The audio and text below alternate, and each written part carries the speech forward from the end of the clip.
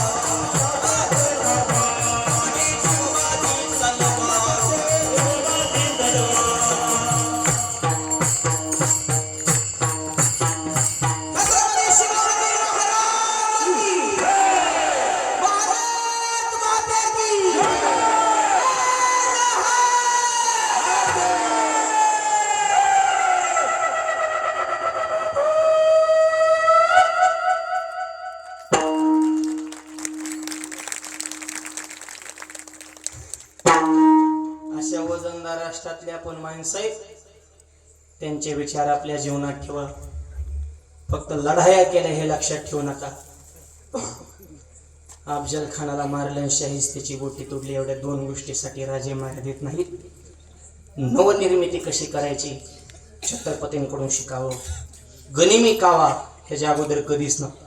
त्याचे जनक छत्रपती वाघनके, ह्याचे जनक शिवाजी महाराज. पाण्यात ज्याचं राज्य कंट्रोल, तो देशावर कंट्रोल करू शकतो.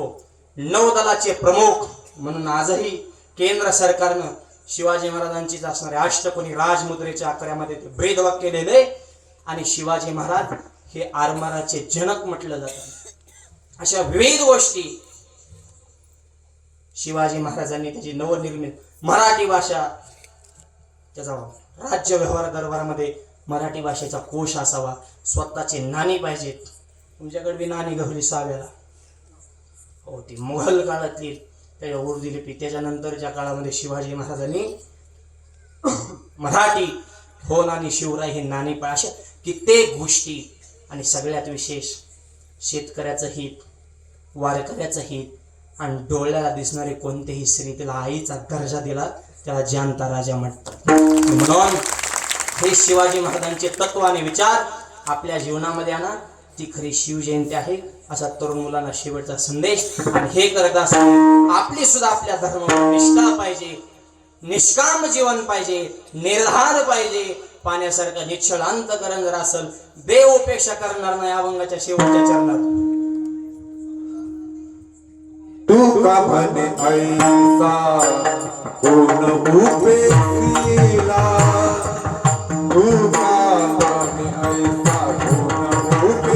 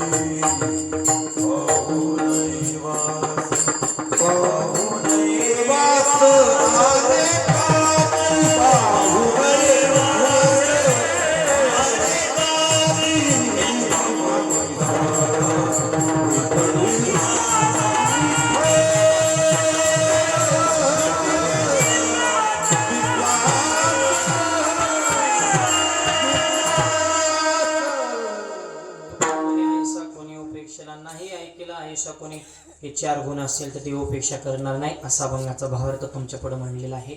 वाणीला पूर्णविराम. समस्त ग्रामस्थ साटंबा सगळ्यांचे आभार मानतो. फोनच्या माध्यमातून अनेक दिवसापासून जे वेळोवेळी संपर्कामध्ये होते असे आमचे ज्ञानेश्वर जी घ्यार असतील हे सर्व मंडळी सर्व संयोजकांचे आभार.